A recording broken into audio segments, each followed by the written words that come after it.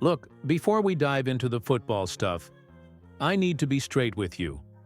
This past year has been hard, not just for the team, but for a lot of us as people. I lost people close to me. You probably have too. And then we heard about Marshawn Needlin. That hit me the same way it hit a lot of you. It's heavy. It's the kind of thing that makes you stop and look at the clock, at how much time you actually have, and at what you want to do with it. I find myself thinking about being a better husband, a better dad, a better friend, and yeah, a better fan. Because being a fan is part of who we are. It's how we spend some of our time. And I don't want to waste that time being miserable. That's why I keep coming back to hope. I'm not talking about some blind faith that everything will be perfect. I'm talking about the choice to look for something better tomorrow. When the team doesn't get it done, when the noise gets loud, I still choose hope. I've always tried to close each day being grateful for it, for what I have and for the chance to try again tomorrow. And that's what keeps me tuned in. Now I know a lot of you are fed up, and you have every right to be. Being a Cowboys fan is not for the faint of heart. But here's what I want you to think about with me for a second. Hope doesn't mean you ignore problems. It means you refuse to let the problems steal your joy. It's okay to point out what's broken. It's necessary, but it's different. To live on anger and try to make other people miserable. That stuff does nothing for the team, and it sure as hell doesn't help you. So as we start talking football again, I want you to give me one honest thing in the comments. Are you still hopeful about this team, or have you checked out? Just type hopeful or checked. Short answers. And while you're typing that, hit the like button if you appreciate this real talk, and if you're not subscribed yet, please help us get to 16,000 subscribers.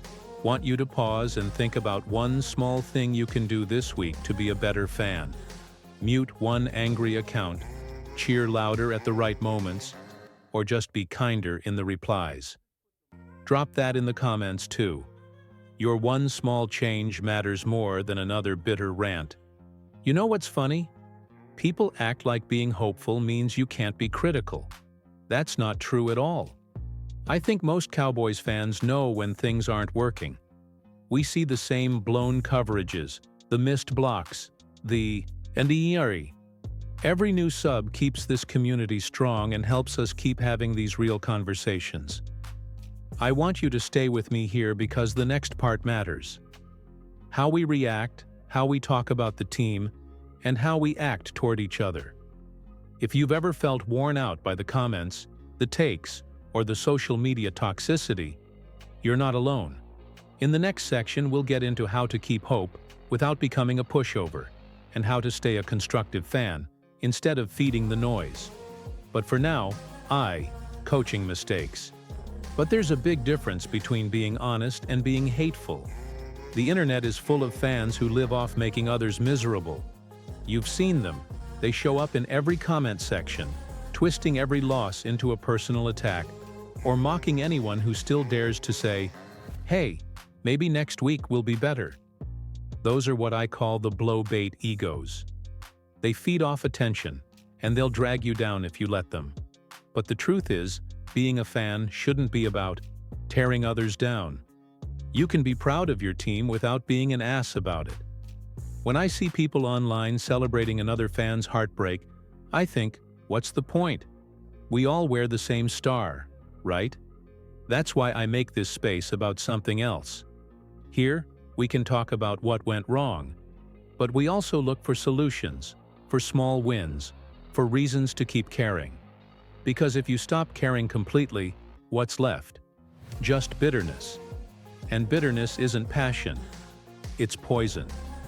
So here's what I want you to think about. When was the last time you had a real positive Cowboys discussion online?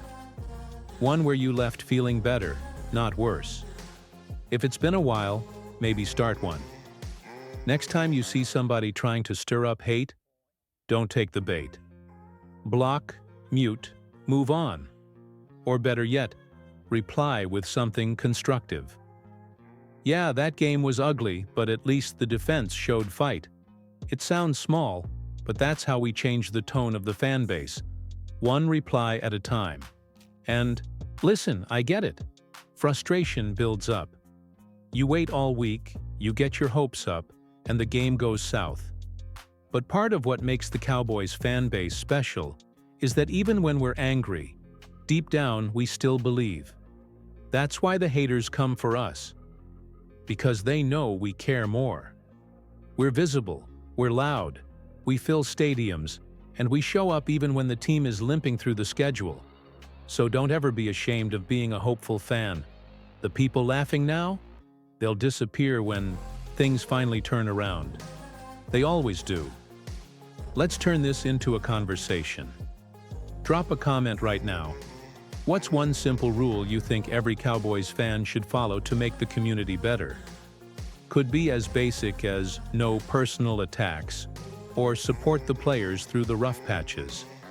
I'll read through them and maybe even highlight a few in the next video. And while you're here, if you want to see this channel keep growing, help us hit that 16,000 subscriber milestone. Just click subscribe, turn on notifications, and be part of something that actually lifts this fan base instead of tearing it apart. Because here's the thing, hope isn't soft. Hope takes strength, it takes patience, and it takes getting back up after every bad Sunday. And right now, we've got 8 more chances this season to get back up. That's where we're heading next. We'll talk about where this team stands, what's realistic, and how to stay grounded 1 week at a time. So let's talk about where this team really stands. 8 games left, a mountain ahead.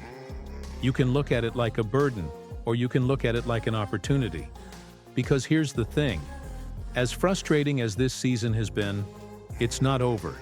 Not even close.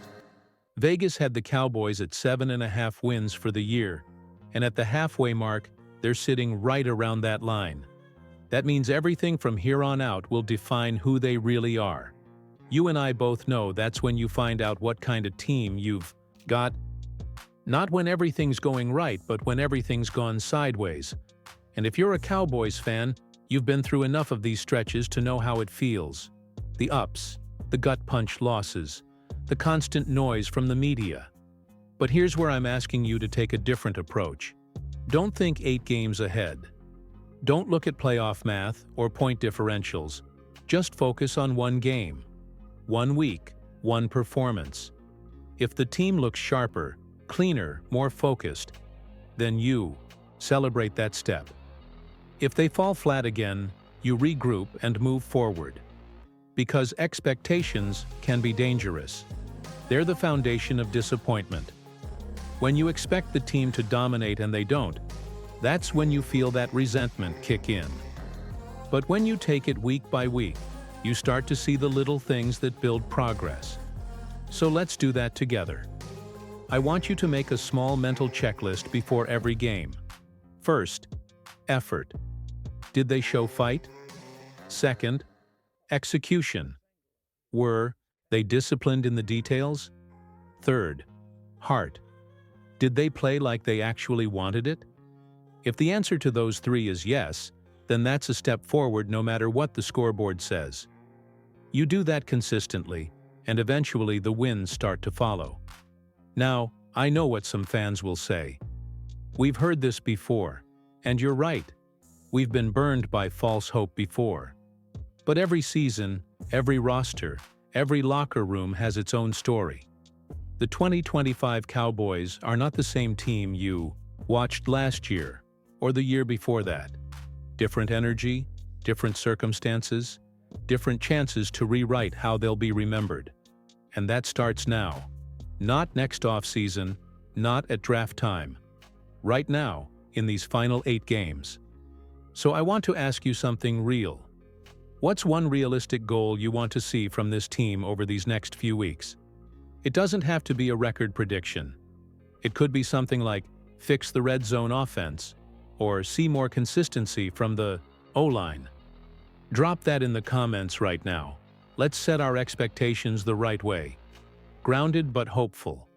And if you're with me on that, If you believe in taking it 1 week at a time, go ahead and hit that like button.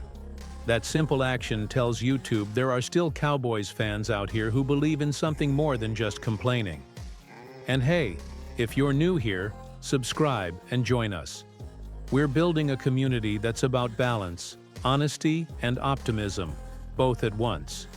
We're aiming for 16,000 subscribers, and every single one counts because it means more voices like yours shaping the conversation. Stick with me, because next, we're going to talk about the part that keeps us coming back: the signs of life. The little things that tell you this team might just be turning the corner, and the players who are starting to show it on the field. Now, let's talk about those signs of life. Because no matter how rough a season feels, there are always a few moments, a few players, a few flashes that remind you why you still watch. You can't fake those glimpses of growth. They're real, and sometimes they're the difference between giving up and hanging in. And lately, you can feel a shift. Maybe not a huge turnaround yet, but little things starting to click. The coaching staff is making subtle changes. A few young guys are finally getting more snaps, and the energy on the sideline feels a little different. That matters more than most people realize. It's funny, fans outside of Dallas love to talk about dysfunction, but what they miss are those internal adjustments that don't always show up on highlight reels.